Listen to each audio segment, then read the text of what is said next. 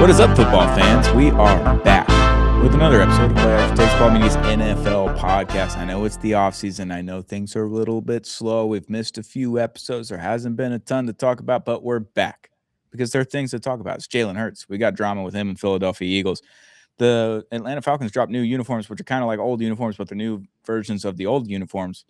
It's a lot going on there. We've got a lot of things going on with the Raiders, quarterback wise. We got Kirk Cousins signing. We got Fernando Mendoza versus Ty Simpson heading into the draft. We're a few weeks away from the draft.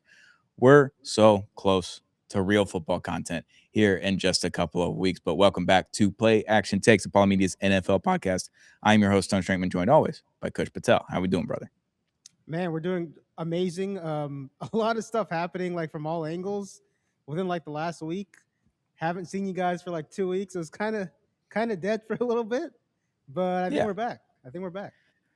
Yeah, our off-season cadence here is like Mondays is kind of when we record, and sometimes we release it on Monday, sometimes we release it on Tuesday morning, depending on when we record. And like everything would happen on like a Thursday or a Wednesday or a Tuesday, and it's just like we've already got our schedules worked out for other other podcasts here at Apollo Media and all that kind of stuff. So like Jalen Waddle was traded, and we just haven't talked about that. That was fun for me, but I think it's time. I think we have enough drama. I think we have enough fun stuff to talk about here.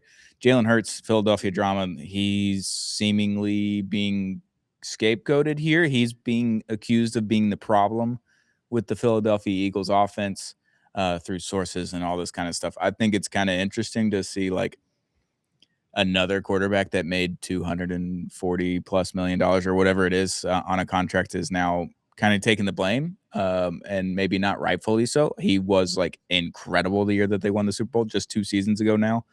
I think it's funny. Yeah, there was a little bit of downfall, but yeah, you lost your offensive coordinator.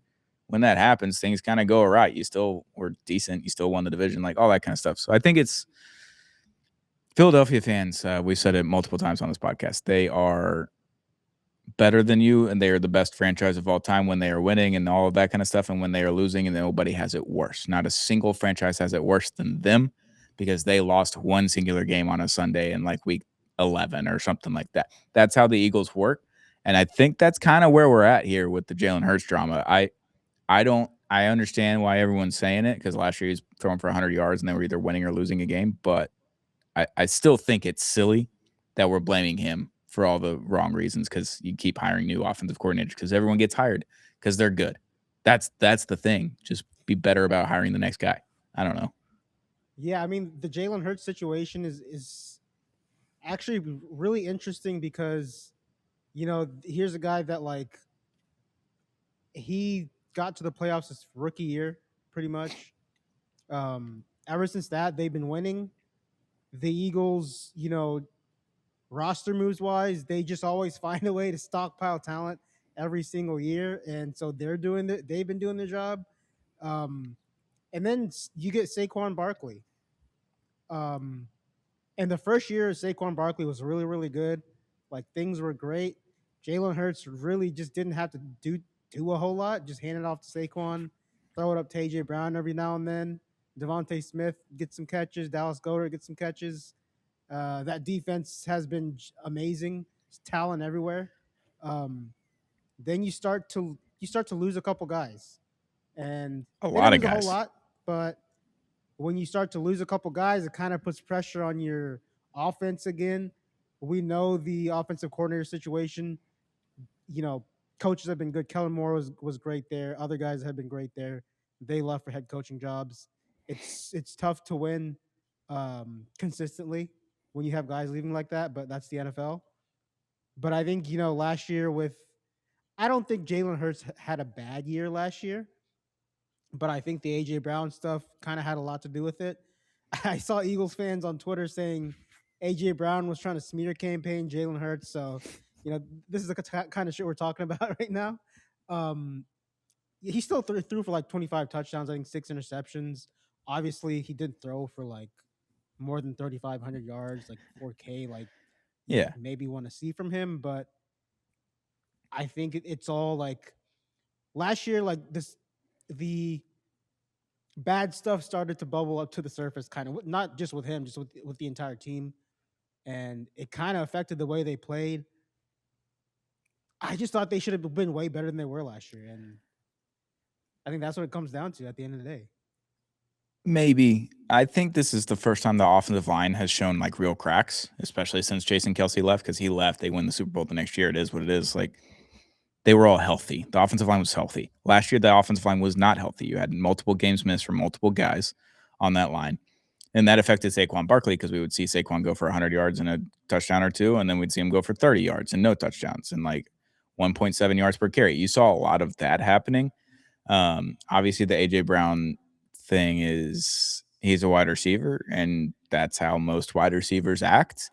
And that's kind of how he's been since college. And when he got to Tennessee, and like, I don't think he's a big issue. I think he just believes that he can help the team more if you get him the ball. And that's, I think he's trying to win football games and he's trying to help and be a part of that. And when he's not getting the ball, I think he feels like he's not a part of that, which probably true. Valid, Like valid. he's a top how many he's definitely a top 10 wide receiver when he's healthy and when he's getting the ball and everything. And then when he's not getting the ball, it's just like, is he out there to be a decoy? Like even Tyreek Hill was getting 2, 3 guys covering him all the time. And it's like he was still getting catches. He was still getting balls thrown towards him. And I feel like that wasn't happening with AJ Brown. And it is what it is. But then you look at the other side of the ball. I think that's the other important thing with this Eagles team is like they didn't win a bunch of playoff games because their defense was definitely not as good. They were losing linebackers. They've lost people in the secondary. Their defensive line was still good, but like the two things keeping it together on the back end were kind of just like too young in the Vic Fangio system. You lost a lot of guys that won you a Super Bowl, and it is what it is. Like your team changes from year to year, and I think your culture was still good enough to win a bunch of games. Obviously, still win the NFC East and everything, and you can still win some playoff games. But I think the offensive line not being healthy and the defense being a little bit different, a lot bit younger, were kind of more detrimental to the state of the Eagles than Jalen Hurts was. But there's always got to be a scapegoat, and I think it was Jalen Hurts, and it wasn't AJ Brown, and it wasn't Vic Fangio, and it wasn't all these other guys. It's not Nick Sirianni this time, like because Nick Sirianni was the scapegoat 3 years ago before they won the Super Bowl. Like, I don't know. I just think it's a little bit overblown for a guy that literally just won you a Super Bowl. What are we 14, 15 months removed from that now? 14 months removed from that? Like it hasn't been that long and you just won another division. Like I as a Dolphins fan, I find it so strange how Philly fans act, especially post 2018 when you win your first Super Bowl. With Nick Foles there. You've been a really good team for a really long time and you've lost a Super Bowl since then and you've won a Super Bowl since that 2018 one. It's like yeah, I would find it hard to complain right now about quarterback play if Jalen Hurts was my quarterback and I just won a Super Bowl 14 months ago. I'd find it get a 5-year grace period. That's my rule. That's my golden rule. If your team wins a championship of any sorts, 5-year grace period. Coaches, players, all that kind of stuff. You still get to watch the games, still get to be passionate about it, be mad when you lose, be angry, all that kind of stuff. But at the end of the day, like, hey, I remember my Astros, they won in 2022. We're coming up. We're in year 4 of that. We got another year before I Yeah. can start really complaining and getting after some people. But like Mississippi State baseball, this is the last year. This is year 5 since that championship in 21. Like that next year, I'll go really hard on complaining. But for now, light complaints here and there. But this shit from the Eagles fans it's frustrating. This I don't really, mind the criticisms because obviously no quarterback's perfect. Like we all know, are there quarterbacks that have a better arm than him out there? Yeah, of course there are. Yeah. But you know, he's the type of quarterback that like even when you go back to Alabama, he had some performances where a lot of people were saying, all right, this he might not work in the NFL because he can't throw. People had those conversations at Alabama. Goes to Oklahoma, puts up amazing stats. Goes to the Eagles, and I think people were kind of saying the same thing about him. He's kind of proved them wrong a little bit, but he's the kind of quarterback that um I don't really buy into like the clutch gene and like he's a winner and all that type of stuff. But he kind of proved me wrong in that because you can say what you want to say with like he has a loaded roster and all that stuff, but he makes winning plays from time to time. He'll have, let's go to the playoffs, right? He'll have games where statistically it doesn't look great. Um, Perfect example, a few years ago, they limp into the playoffs after like starting 10-1. They lose to the Tampa Bay Buccaneers in the first round. He doesn't really have a good game. And then he'll have Yeah. games where it's like the biggest game in his lifetime, the Super Bowl, the first time around, he outplayed Patrick Mahomes. Yeah. Yeah, so, and then you go to the next Super Bowl. The defense played amazing, obviously, But but he I think threw lights out. yeah, he was pretty damn good. So Jalen Hurts is the kind of quarterback that he's not going to make plays in the traditional way, throwing the ball all the time. Like if you ask him to throw it 40 times a game, probably not the best way to go about it. But he's dynamic. He can run, um, and I think that goes to like especially last year. I didn't watch a whole bunch of Eagles games, but I mean, we talked about it. It seems like almost every week. Like they just went away from the stuff he did well, like the RPOs, the design runs. I just think they tried to make him into a pocket passer, and that's that's a part of his game, but that's not his entire game. And I think that's where all this stuff is stemming from. Yeah, and you say you don't buy into like the winning quarterback, winning plays, clutch gene, all that kind of stuff. I believe more in culture. Like if you're a culture guy, you're a great leader and all that kind of stuff. Look at Tom Brady. Look at all of the Super Bowls that he won. Which one that he had like insane stats in? Yeah, The Chiefs win when he was in Tampa because it was a blowout. It's like the Giants losses like yeah. was what Maybe the 14 Falcons to game too. 17. The first three were all defensive wins essentially, and he led a drive down the field to get Vinatieri in range to kick a field goal. Like the Eagles one was 24-21 or 24-20 or something like that, right?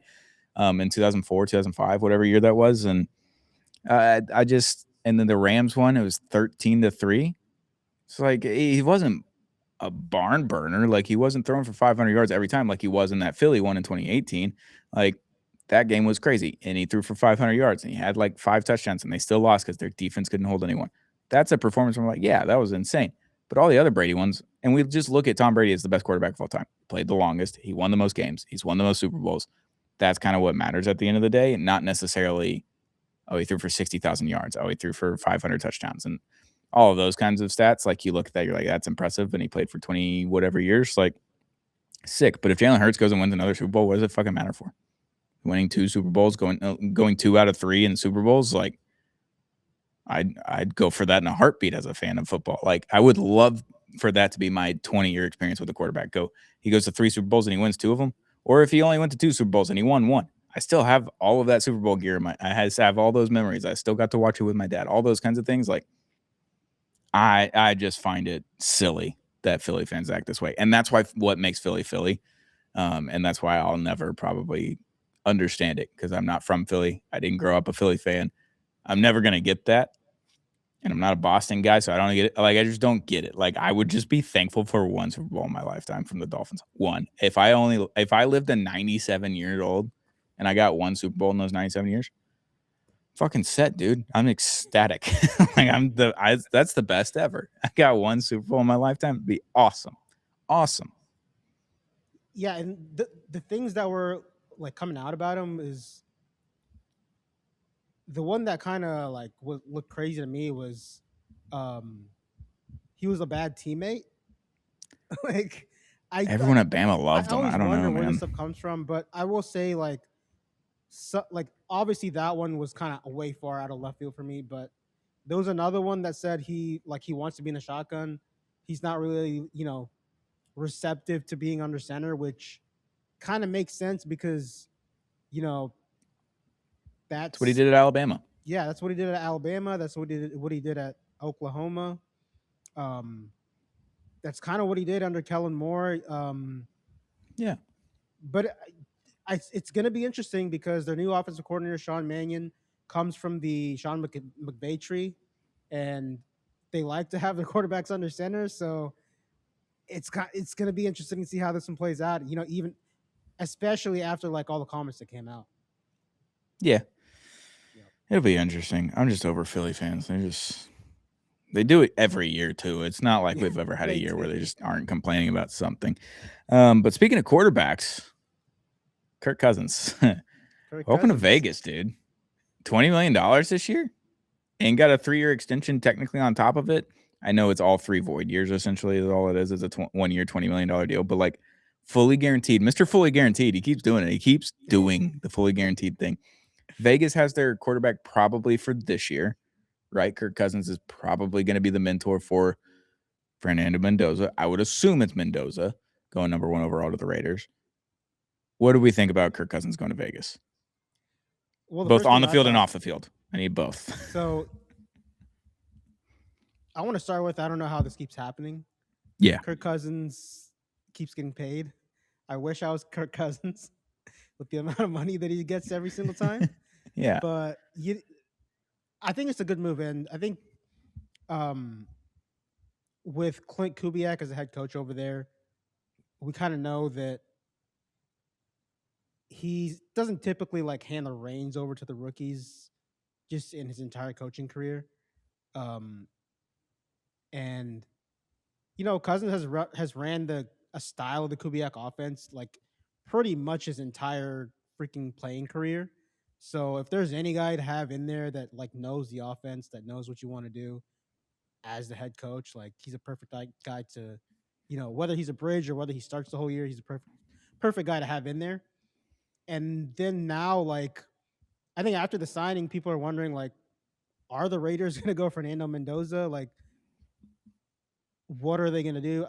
I obviously think they're going to go Fernando Mendoza, but it's interesting because over the past 10, 15 years, we've always had like these rookie quarterbacks come in, start right away, like throw them into the fire, and we might not have that with Fernando Mendoza for the first time in a long time.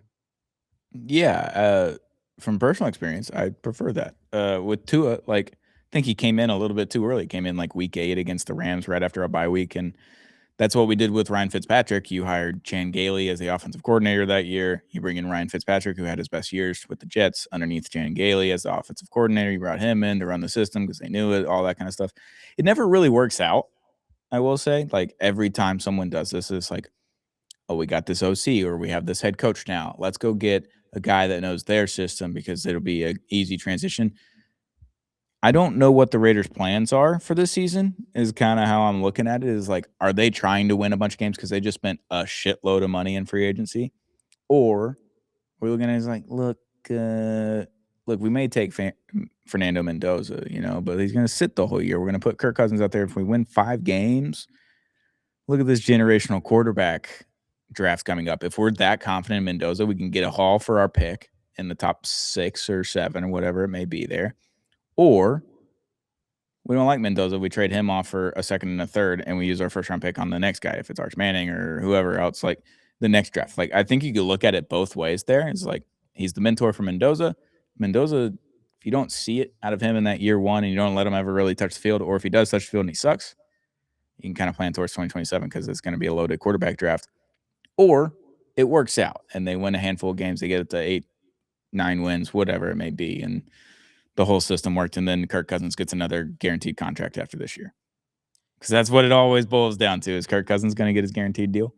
Yeah, I think we all as a society kind of like assume they're gonna go Fernando Mendoza and Yeah. he's your guy for the next 4 or 5 years until the rookie contract's up. But you kind of bring up an interesting point because we don't know what they're thinking. Like are they looking forward to next year? Like it's kind of interesting.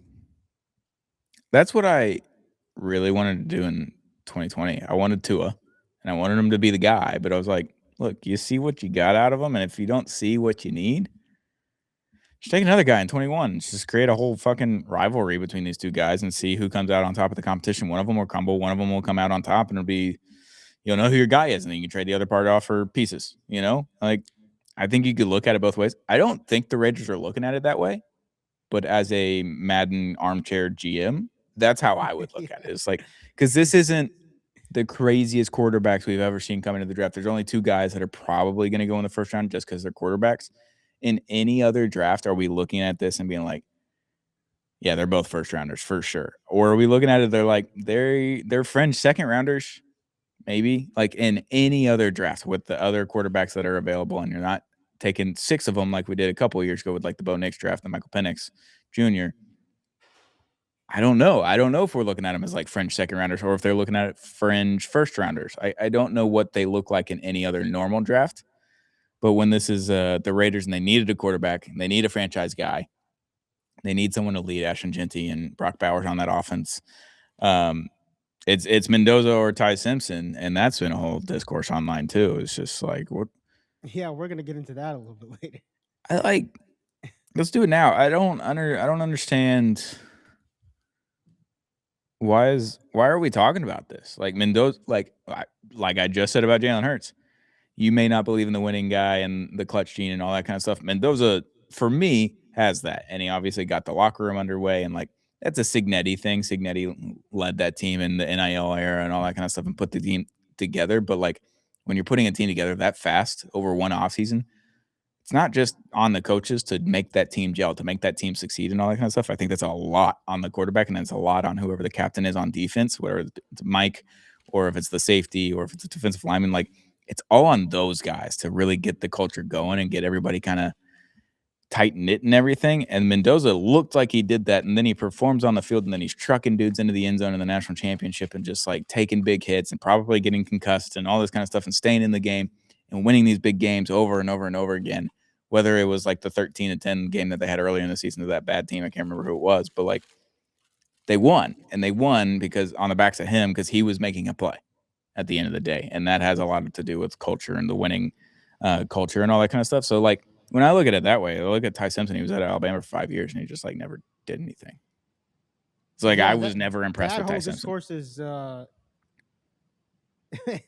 don't even have a word for it, but it's funny you bring that up because today on ESPN, early in the morning, they have Dano out there. The poor guy Dano just getting killed every single week for anything that he says. Um, Dano's been a big Ty Simpson guy, and they're talking about the Raiders and Clint Kubiak and the offense and the scheme and all that stuff. So Dano comes out here saying he believes Ty Simpson is a better scheme fit for Clint Kubiak's offense because you know he's been under center more than Fernando Mendoza has, which I guess is true. But um, I think that like you go back to Jared Goff's a perfect example. Goff ran the air raid offense in college, at Cal. Goes number one, goes to Sean McVay. He's under center. And it took him a little while to learn the offense, but he looked good with the Rams, has been looking good with the Lions. So as far as Dano's comments, like I don't really buy into that because, you know, nowadays most of these guys in college they're running, you know, the spread out of the shotgun most of the time. It's Yeah. very rare that you see these quarterbacks in college under center a whole lot in college. I mean, even like close to home with CJ Stroud with the Ohio State. He's in he was in shotgun most of the time, and it was kind of an adjustment period to obviously go under center and learn how to run the offense that way. But I think it's going to be the same thing with Fernando Mendoza. Um, Obviously, like with the Kirk Cousins thing, he's probably going to have more of a luxury to learn that without having to be thrown into the fire and try to learn that on the fly. But yeah, the discourse is getting kind of crazy, man. It's like did we all just like not watch last season? Like Indiana had a bunch of 4 and 5 year guys that did not get drafted at 20 or 21 years old, right? A little bit of men amongst boys, but not really, because you look at those big boys in the SEC and you understand what's different about them. But then you look at Alabama and they have all the 5 stars, they have all the best players, they have all the NIL money, they have all of the things that you could ever want in college football. Alabama has, especially in the players, especially in the system, and especially in the organization essentially of that institution. Alabama has everything. So they have all the best prospects. They should have all the best players. Indiana had the best coach at the end of the day. Signetti was the best coach last season. He put together the best team for his system, and they ran through a gauntlet and they won 16 or whatever games. Like they did the whole thing. Alabama has better players, better like facilities, better everything than Indiana does, and Ty Simpson didn't do the same thing as Mendoza. It's kind of how I look at it. It's just like I'd rather have the Alabama roster, but I'd rather have Cignetti as my coach. So I think Cignetti was a culture guy, and I think Mendoza is a culture guy. I think you learn from like who you're coached by, who are your teammates, all that kind of stuff. Like I love culture. I love reading books about it and love all that kind of stuff. Leadership. If you don't have the right guys in the leadership position, you're not going to win a lot of games. And Ty Simpson, obviously, they won a lot of games. They were a really good team and all that kind of stuff. Get to the playoff and get absolutely shellacked. Never saw that out of Mendoza. If they were down in a game, he's like, "Hey, we're not out. We'll go win it. Don't worry about it. I got it." Never saw that out of Ty Simpson. He looked like a deer in headlights a lot of these games, like just getting absolutely stomped. They got stomped by Indiana, right? Like, I don't know. You Yeah, look they at both did. of those sidelines, and I didn't see Ty Simpson hyping everybody up, but I saw Mendoza typing everybody up. So, like, it's a very easy decision for me because I think quarterback is a very culture-driven position as a leadership thing in the locker room and everything. And then you also have to back it up with your play. If you don't have that first part, like your play is not going to matter because at the end of the day, not everyone's going to follow you. Not everyone's going to do the same thing. It's like you got to pull the rope at the same time in a tug of war thing. Quarterback is kind of the leader there. You got to he's telling everybody when to pull the rope, how to pull the rope, how far to pull the rope, all that kind of stuff. I think that's the first part before he even takes a snap and throws a ball or throws a slant or takes a 5-yard rush or a QB draw. Like before any of that happens, the guys in the locker room got to believe in him. And I'm from on my couch, right? Like I only watch these games on TV on my couch. I'm following Mendoza into war, and I'm not following Ty Simpson into war. That's all I saw. That's what I know. Yeah, I mean, the intangibles conversation's always interesting. Like, It's obviously, important. like anybody that watched Indiana the last year, it seems like he's got the intangibles. You know, we talked Yeah. about winning gene. I'm not a big proponent of that, but Yeah, it's all if I subjective. was, like, he's got the winning gene. Um, so like the intangibles, yeah, they're there. And then with Ty Simpson, I think unfortunately and probably unfairly for Ty Simpson, I think the way we view Fernando Mendoza as like this godly figure in this, quarterback deprived draft, unfortunately is kind of unfair to Ty Simpson, but that's kind of what it is. I still think he's a good prospect. He can be something in the league. Like he's got strengths, he's got weaknesses, all that stuff. But I think the love affair with Fernando Mendoza definitely kind of sours on Ty Simpson a little bit. Yeah, and I think the Mendoza thing's overhyped because he won a Heisman, he won a national championship and everything. Like, if you put him in any other quarterback class, you're just looking at him and you're like, I don't know if you go top 3. Like any good quality class that have 4 or 5 guys that win in the first round, unsure where he goes. Like, because I'm not a draft prospect guy. Like, I'm not diving into all these things. I'm not looking at immeasurables. I'm not looking at all the stats and all the thing. Like, I'm not looking at all that. But in any other draft, I feel like he's not going first quarterback at least, or maybe not even first overall, right? But you're in a perfect storm where the Raiders kind of need a quarterback of the future. Let Kirk Cousins do a little bit of coaching. Let Mendoza get under center a lot and practice that in preseason and practice and learning from Kirk Cousins, who's been under center a lot in his career. You can do all those things because you can learn how to be under center just because you're not comfortable with it at first. Like if you had a whole year to learn how to do something and that's your job, I feel like you could be pretty good at it. So yeah, and it's nothing against Ty Simpson. It's just like the other guy won the national championship and the Heisman Trophy.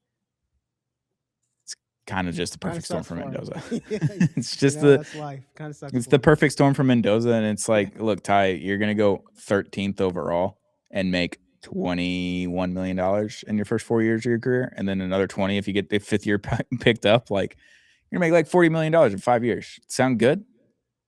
And you get to play a game. Yeah, I think he'll be all right. I think he'll be all I right. I'd be all right with that. I'd be okay with that. Do Um, we, final thing on this, do we think like, because it kind of reminds me of the Jackson Dart thing a little bit, where, yeah, nobody, well, not nobody, but me. I personally didn't think like he was going to go in the first round. Yeah, I didn't either. But like people are talking about Ty Simpson going in the first round. Mhm. And, you know, is he going to fall to the second round? I don't know what some of these teams are thinking. Like, are they willing to take a chance on Ty Simpson like this, like Pittsburgh? they're probably going to need a quarterback here in the near future. In the near future, like Aaron Rodgers. I assume it's Aaron Rodgers last year. He even We coming? don't know. Like we don't know what's going to happen there.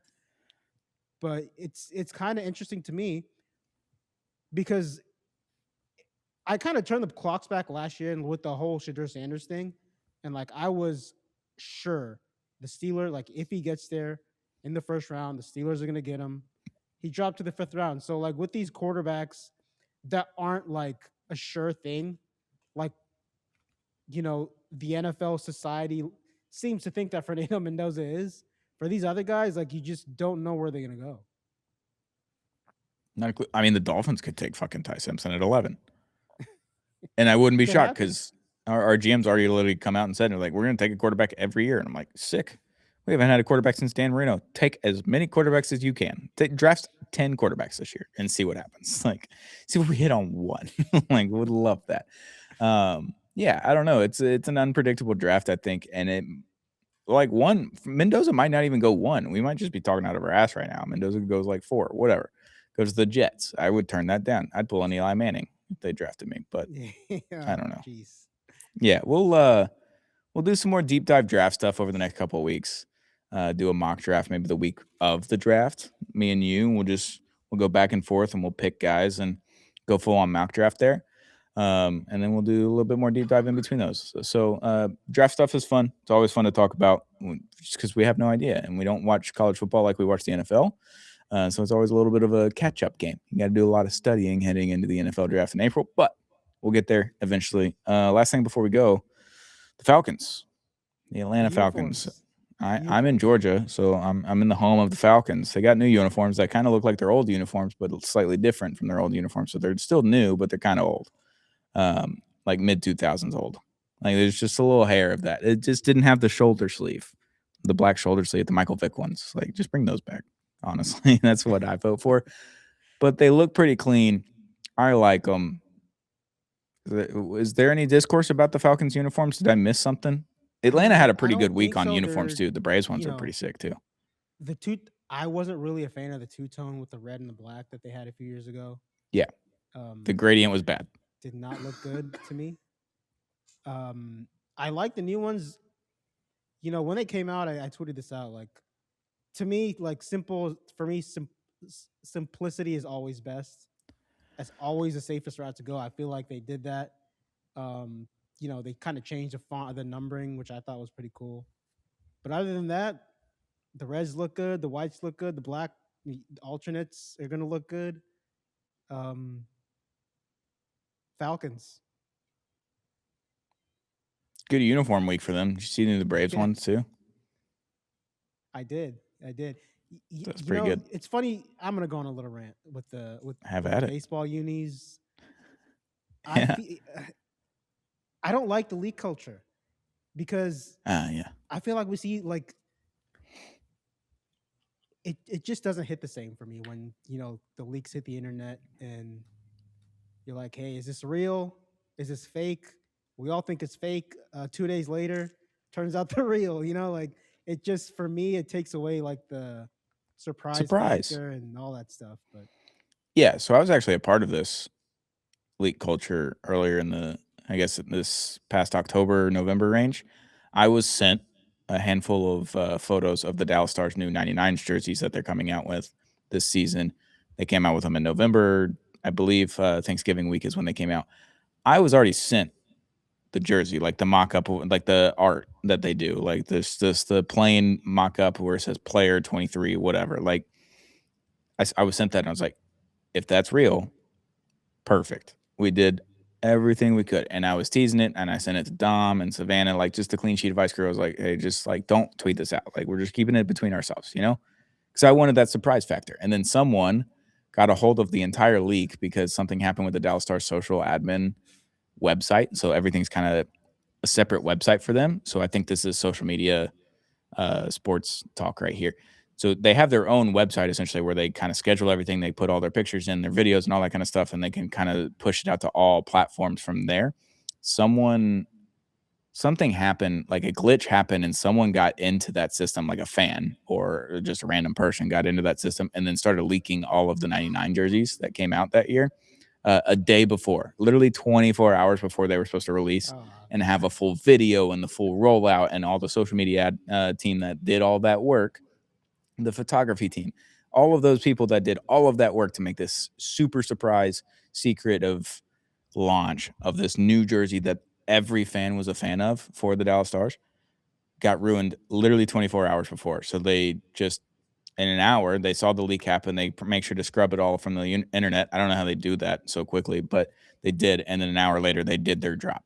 They released the video, then they released all the pictures, and they basically say like, "Hey, they're going to be on store in the store this weekend. This, that, and the other." Like they had all of that ready to go, and they had to move it up 23 hours as opposed to like when everything was scheduled before. So yeah, I'm right there with you. If you get information, if you get sent a picture, don't post it. Just keep it to yourself. Let the social media teams, let the admin teams, let the photography teams get their shine.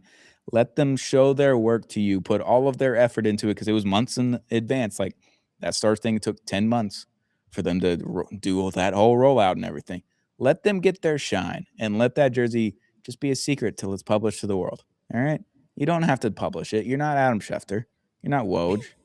Don't don't leak anything. We don't need you to leak anything. Let it be a surprise because it's nice that way. I appreciate a surprise. Keep it that way.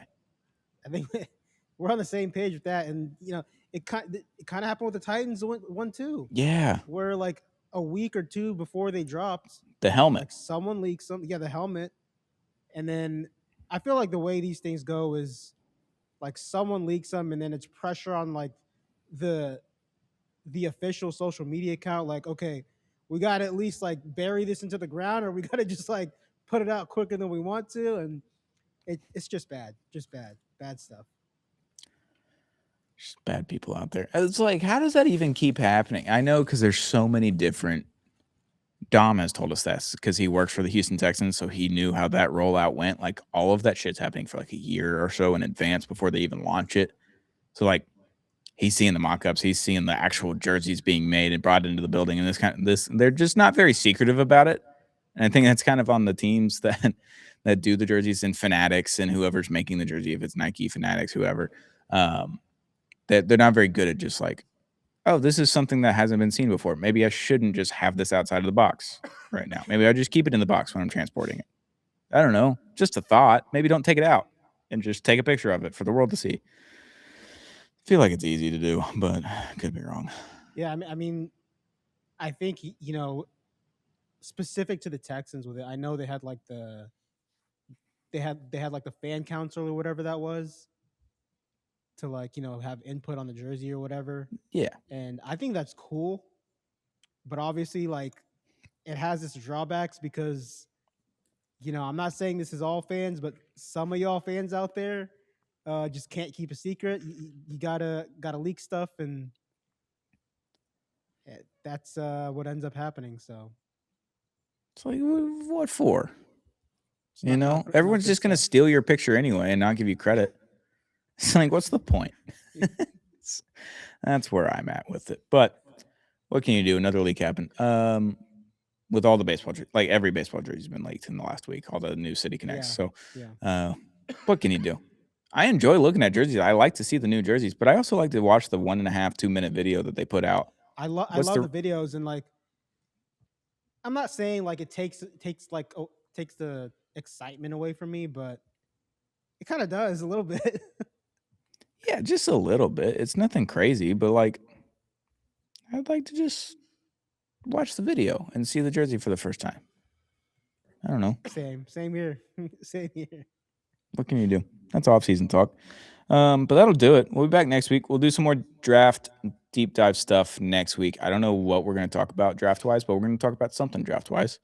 And then the week after that, maybe we do a little mock draft, and then I think the next week is draft week. So we might do a surprise episode, not a surprise episode, an extra episode after the round one this year. Maybe we do a little Friday morning record and put it up immediately, and we can talk about round one, all the results there, and all what if anything crazy happens and all that kind of stuff. I think we do that.